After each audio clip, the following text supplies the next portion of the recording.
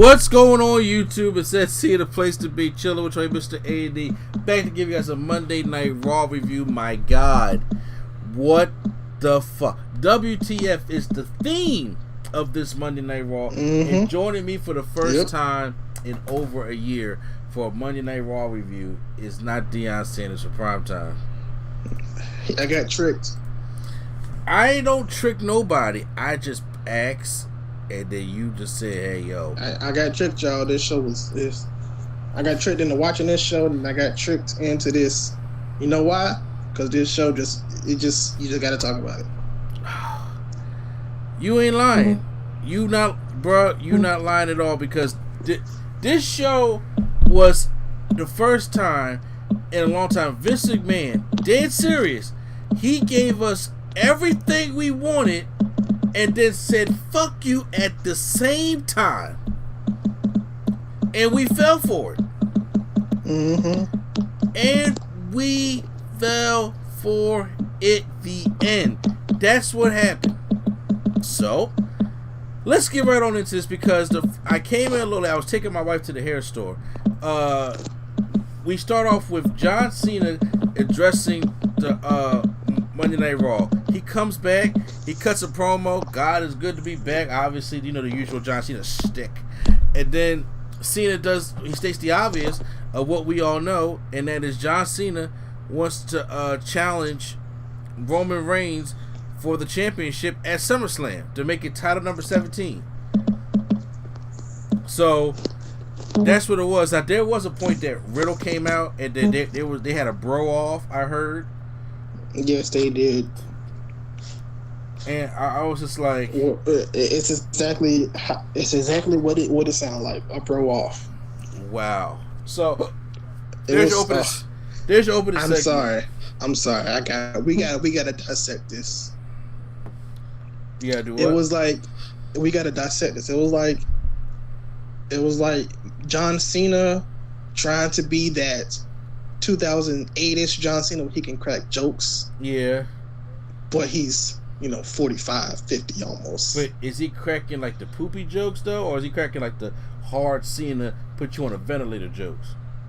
He's doing no, he didn't say nothing but bro. Wow. But his bros was like, the way that he was saying bro reminds you of like a sketch from 21 Jump Street or something. Oh. He was Channing Tatum in his joint. Yes, he was bro. Then they sung bro for like a minute. Wow, because that's going to get over. You know what? Damn that. There's no point of if it's going to get over or not. What the fans say, because the fans are back. Oh, they was chanting bro. Oh, God. See, they're going to turn this bro into the what chant, and I'm not going to like it. Oh, did we get some of that tonight too? Oh, yes, we did. We bought that damn what chant back. So, next up... I meant doing the Cena segment. Sorry. Oh, goodness. Yeah, well... We're going on to a 6-man tag team match. AJ Styles, Omos, and Riddle taking on the Viking Raiders and John Morrison. Just a simple 6-man tag team matchup here. As Riddle's on the outside, he takes the drip gun and sprays. That is definitely not what it's called. What's it called? The drip stick. The drip. That sounds worse. That sounds worse, don't it? Exactly. I don't know why they allow that name. But. So he gets the drip stick and he just sprays the back of Omos, and Omos looks around and looks at it and makes it seem like it's the Miz that did it. So he tries to go after the Miz. AJ tries to stop him. Morrison's like, yo, bro, it wasn't him. And then he just tosses Morrison back into the ring. Morrison gets a Viking experience, which he sells very wonderfully. And the Viking Raiders pick up the win over the heels in this matchup. So, how'd you care for the opening matchup of the night? I didn't see it, but I'm glad you told me about it. Okay. It was cool. Sounded cool. So then we have the Face of Hate. We have the Sympathy of Destruction match. Jackson Riker taking on Elias. I definitely did not see this one. So, because as soon as I heard Riker was fighting, I turned it off. Yeah, and I was just like, okay, well. So, honestly, the match is actually kind of entertaining because, a Sympathy of Destruction, they have all the musical instruments and everything like that. They kind of fight over onto a large piano, and then,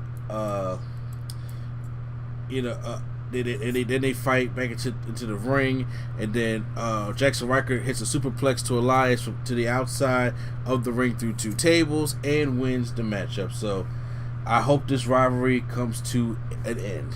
I'm over it. Why are they pushing Riker as a face though?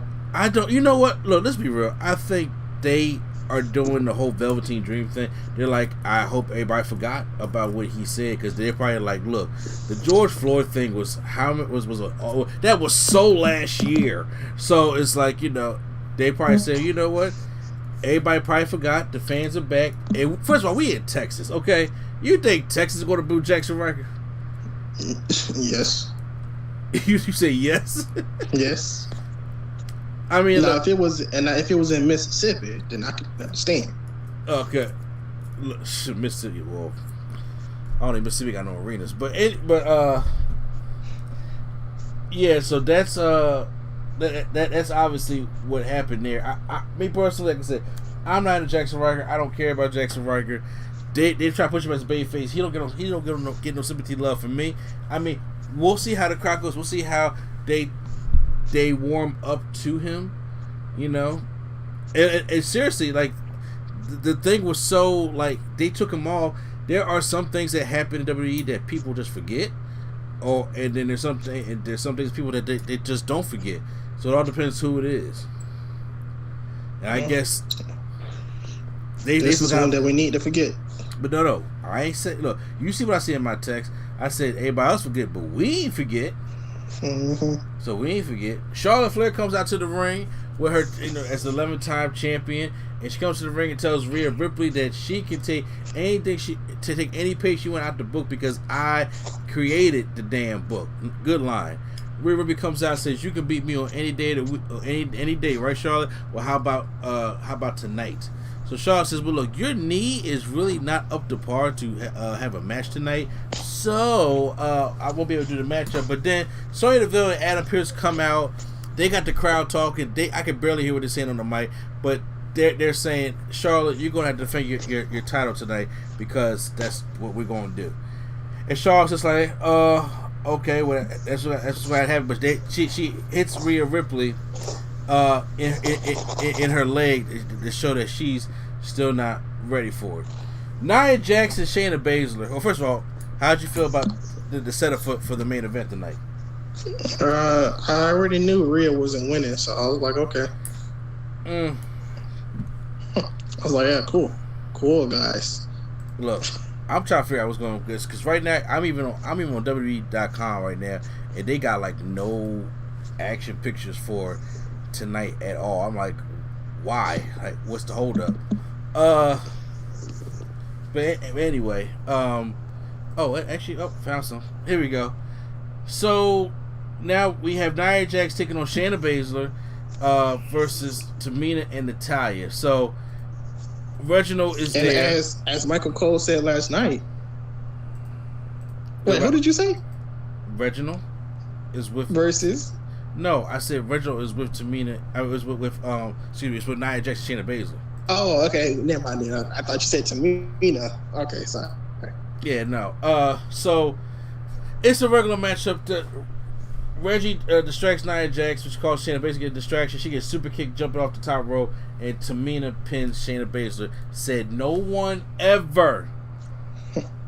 So that happened, and then after the match, Shayna Baszler said, "Look, we used to be dominant. Nobody could beat us, but now it's him. He's in the way because it ain't me, it ain't you, it's him." So Nia Jax gives him a headbutt, takes out Reginald, and then as he's getting up, here comes the 24/7 gang. R-Truth and Lindsay Dorado and all them people, and Akira Tozawa runs to the ring, and then all of a sudden Reginald starts doing some sommelier flips on Akira Tozawa, which gets the crowd to pop, and then he wins the 24/7 championship. Then he realized he got to run, and I knew when Vince can see a little black guy can run, He wants to remember with Leo Rush. He see how quick he was and how creative he was to give it. He's like, "Yo, I want y'all to chase Leo Rush every week." So when he sees that how this man can do all these parkour type flips like John Morrison can, and so what was it? Drew Gulak was chasing him, and then he flips over the steel steps, like there's like a nice flip over the steel steps. Everybody is like in awe. Then he goes on top of the stage and does backflips all the way to the back. So I'm like, yep, Vince wants to see this guy run, and with the 24/7 championship, that's what they're gonna get. And I'm just like, that's the only reason why they did this. Only reason why. Because I was like, I don't even know Reginald as a wrestler. Sheamus taking on Humberto Carrillo for the 1600th time, literally, and I think Sheamus' record is 1600 to none. Because Humberto Carrillo, to my recent memory, ever since Sheamus got drafted to Raw, has not lost. He has not beat Sheamus. And tonight is no different because they have a number one contenders match, which I was like, why have a number one contenders match with the champion? But sure. So Sheamus beats Humberto Carrillo, and that's just it. So we get ready for the open challenge that Bobby Lashley's going to make, and Bobby Lashley is coming out with MVP, and because of promo, we in Dallas. He do a Dallas Cowboy joke saying you guys haven't seen winning in the past 5 decades, or whatever the case may be. I mean, it's been since the 90s, so obviously they got some cheap heat. So they're like, who is the open challenge going to be? And then everybody's chanting Goldberg, Goldberg, but obviously Keith Lee comes out. So I was excited. I was excited, but I was like, dang, we already know what's about to happen.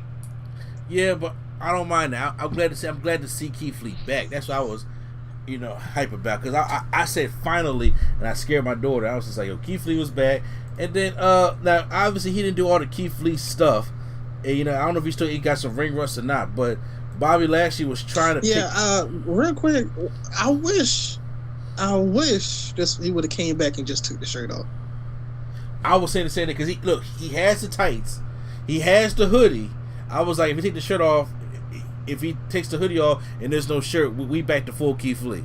Like seriously though, like what if he's out there doing the match, he just takes off? What's Vince gonna do? Come out there himself? No, just take it off. But when he comes back, you already knows what happened. He's gonna be punishment, and we already haven't seen Keith Lee since January. All right. I'm just saying, because having that singlet on or whatever it is making him look fatter.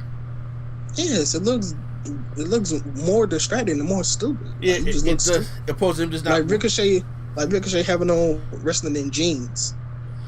Like the first week you could play it up as in, oh, he didn't know he was ready, but then you come out in jeans every week.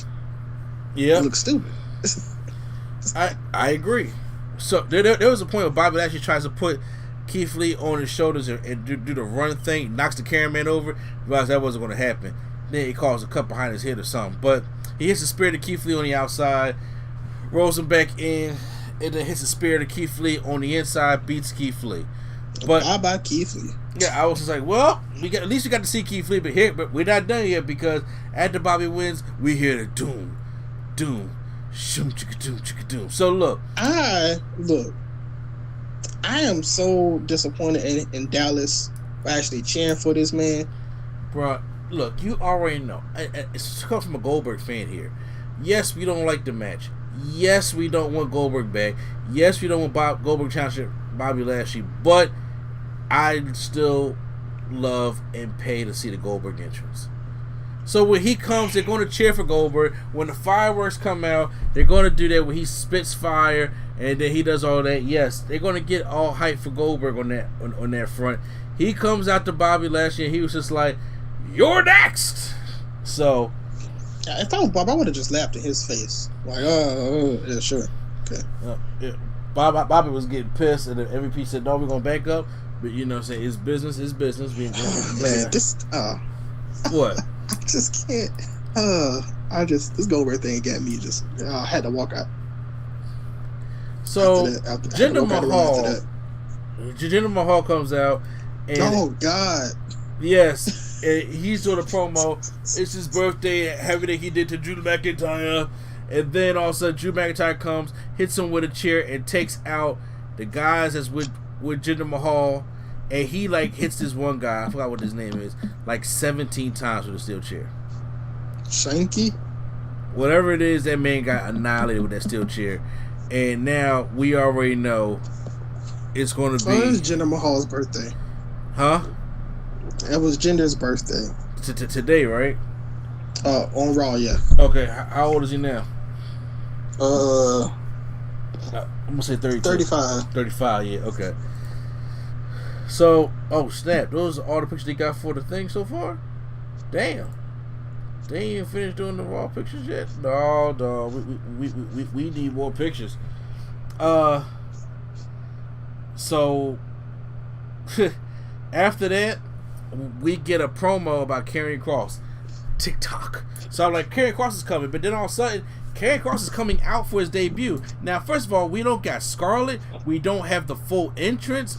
It's just bare bones at best. That should have been a red flag from the start. It's also his birthday as well. Oh, wow. You know Vince didn't give a shit. So, and I was just like, so who's his debut? Oh, against Jeff Hardy. I'm like, okay. So it's sad that Jeff Hardy will come out with his. When they went to commercial, this should have been a red flag to me. They gave Karrion Kross his full entrance, and they said, all right, he's gonna fight Jeff Hardy when we come back, and they went to commercial. I was like, I don't know how I feel about that. Usually they have both people come out, and they just kind of wait until they come back from commercial, then they start the match. Yeah. Here it was like they was waiting on Jeff Hardy got the big entrance, even though we knew he was coming back to No More Words. This is not how I wanted it to come. All right, I'm gonna say it like that. Well, he came out to No More Words. He came out to the song. He was very excited, and so Karrion Kross, it's a regular match. Imagine if he was in. Just imagine like if he was in Money in the Bank, the match or something. He came out last. Yeah. To No More Words. Oh. It would have been great, but no, we got on Raw against Karrion Kross, where we thought he was gonna get squashed there. Jeff hits a twist of fate, goes for a swanton, and then misses it. But then Kross about to go for the forearm. Jeff rolls behind. He gets pushed back in the corner. Kross goes on top to go for the 10 punch, but then Hardy powerbombs Kross and gets a dirty pin on Kross. By the way, So I'm like, oh, heel turn? I don't know. Gets a dirty pin on Kross. Jeff Hardy can only be heel when he's on drugs. Yeah. So. Ooh, stop it. And Jeff Hardy beats Karrion Kross. Triple H is in the back just pulling his whole beard out. Yeah, but like, you beat the NXT champion that's been dominant, that hasn't lost. He's been dominant. Been booked strong, hasn't lost. Nobody can beat him, and comes and gets beat in like 90 seconds. Yes, by Jeff Hardy. Now, granted, Jeff Hardy's going to be a Hall of Famer, and obviously Jeff Hardy is one of the greatest, but still, it's old Jeff Hardy. And he lost. And then he has another beat on the mic and says, everybody, Jeff made a big mistake, because now everybody will fall and pray. Why does somebody got to beat you for them to make the mistake? I don't want to see a Jeff Hardy and Karrion Kross feud, to be honest. I don't want to see Jeff Hardy come to NXT and fight. I don't want to see that. So hopefully he just beats up Jeff Hardy, Lars Sullivan style, and do something else. It just looks like at TakeOver Brooklyn or Vegas or SummerSlam, whatever his case may be, he's losing that NXT title. You know he's losing it now. Yeah, but that's just I hate when they do that. You know he losing it now. They could have, if that was the case, y'all could have had him lose to Johnny and then come up. Yep. But then we would have got pissed if he lost to Johnny too. So look, I mean, if he lost to Johnny, we would have understood. Okay, he's going to the main roster. You're the current most dominant person in NXT, losing to Jeff Hardy. That's the difference. Jeez, I don't know, man. I know. We can't have this. So I probably wouldn't have been upset if they would have lost. Like if he would have lost in a competitive match, It was 90 seconds. No, we still would have been upset if he lost in a competitive match. Yeah, I would have been upset, but I would not have been as. I wouldn't have been like, oh, he just squashed. He literally, it's a squash. It was a squash match, pretty much. Mm-hmm. So yeah, yep. Alexa Bliss is in the playground with Eva, fucking Marie, and Dewdrop. Hell, I smash. So, hey, I put that in one of my videos back in the day. So, sure. But yeah, so I didn't care for the segment. Make a comeback. Every time Eva Marie is there, I don't care. She like pretend. I guess Lily pretend trips Eva Marie, and I'm just like, okay, leave. We're getting ready for the main event now. Raw Women's Championship. Rhea Ripley taking on Charlotte Flair. So automatically, I was just like, well, I'm thinking we're going to get a setup for Becky to come back. No. That ain't what we're doing at all. So the match, what it was, Charlotte was working on Rhea Ripley's knee, and then it's just like WrestleMania all over again. So Charlotte, Rhea starts making the comeback. Charlotte grabs her belt, says, "Look, I'm out of here. I don't care about this." Rhea goes to chase after her because I thought Becky was going to cut her off. That's what I thought was going to happen. We're going to get and Becky was going to cut her off. And then Rhea will come back in the ring and possibly win, and we could probably get that's how they will get the triple threat. But that didn't happen. Rhea tries to go stop her. Charlotte hits her with her title. So then the referee calls for disqualification. Rhea Ripley wins, but then Charlotte retains her championship. So then after the referee says that, remember, Rhea just got hit with the championship. She gets up and says, "Fuck this," starts beating up on Charlotte. Because I think they really lost track of time, because everything after she got disqualified felt rushed. Did it not? Yeah, it was like win the title. Haha, we're out of time, man. It's like they literally. I looked at my phone. It was 10:59. I was like, yo, during this beatdown, like maybe Becky's gonna come out. I'm like, Becky ain't got no time to come out. So what they gonna do? They gonna end on a beating. So then all of a sudden, as soon as Nikki A.S.H's music started, that's when Rhea hit the riptide on Charlotte on the outside. So Charlotte's out. Because, like I said, a lot of people didn't see that because the camera angle was stupid. It's kind of like how I didn't see Roman Reigns kick out of... man, I seen that perfectly. I was like, this man didn't even... Nikki Cross... So, Rhea picks up Charlotte and rolls her in the ring. She's still out because she got riptide. Nikki Cross comes in, cashes it in, waits on the towel for Charlotte to get up, grog to her feet, and then Nikki A.S.H hits the cross body, which onto Charlotte and pins Charlotte. Because Nikki Cross used to do like the what's that move that she used to do that was actually kind of dope?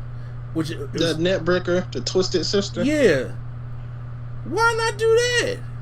Because she's almost a superhero, so she doesn't do that. So she does this crossbody, which looks very, very terrible, and Charlotte has to look like she's out. And I'm like, really? I thought she was gonna kick out, but Nikki A.S.H wins. Nikki A.S.H, dead serious, in the year of our Lord 2021, is the new Raw Women's Champion. Mm-hmm. Yes, Lord, this is happening. This is happening. So, your thoughts, because I don't know where SummerSlam is going now. I don't know either. I have no idea. Because if this happened to Bianca Belair... Oh, my God. Uh-oh, you reading on Twitter or something? I'm reading Impact's tape show from tonight. Yeah. And they had oh my God. They had a battle royal, and the winner faces Kenny Omega for the championship. And out of all people, guess who won it? Guess who won this battle royal? Chris Sabin. No, worse. Oh, okay. So it ain't Moose then. I don't know. Brian Myers. I'm done. I'm over it. I'm done. Don't even talk Impact to me right now. Brian Myers won. What is going on? You know what? Today was the what the fuck. So, what did you think? Of Nikki A.S.H winning this championship. It didn't need to happen. Charlotte didn't need to win. If that was the whole plan, after all. I just. So I don't want Nikki A.S.H taking it from Rhea. I would rather Rhea just like Charlotte. Well, what was the point of that 1 day reign? Because this is the third time that they've done a 1 day reign for Charlotte. This is the third time. Just so she can get number 11. That's why. She's at 13. Oh shit, Edge at 11. My bad. Yes. So she can look, so they can get to her, so she can get to 16 like her dad. You know she getting to 16. I know she getting to 16, but I don't like when they give her the title for a day. Like, oh, she was that was her reign. I don't know. It just don't make it feel the same to me. I don't know. It don't, and I don't know how long Nikki A.S.H's reign gonna last neither. Because first off, I'm just like, okay. If it don't end in 2 weeks, then you got a problem.